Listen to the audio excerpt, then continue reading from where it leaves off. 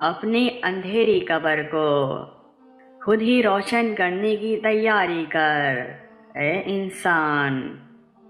آج زندوں سے کوئی وفا نہیں کرتا، کل مردوں کے لیے کون دعا کرے گا؟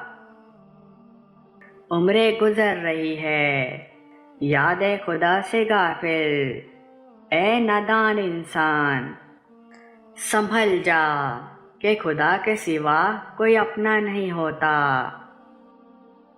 چلو مسجد میں چلتے ہیں، عبادت خدا کر لیں انسان۔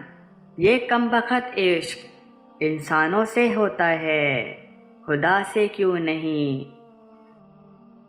نماز کی تو شان ہے جو روز دیتی ہے طواف کعبہ، تو اس کاروبار کی کیا اوقات ہے جس کے لیے انسان نماز کو چھوڑ دیتا ہے۔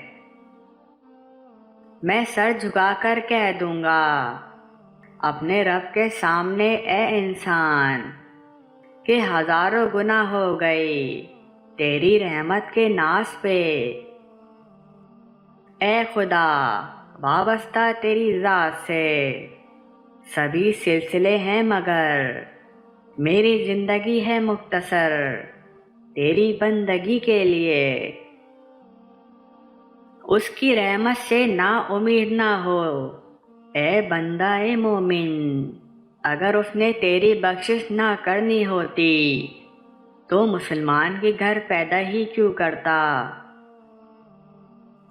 فقط اللہ ہے جو ایک سجدے سے اپنا بنا لیتا ہے، ورنہ یہ انسان تو جان لے کر بھی راضی نہیں ہوتا۔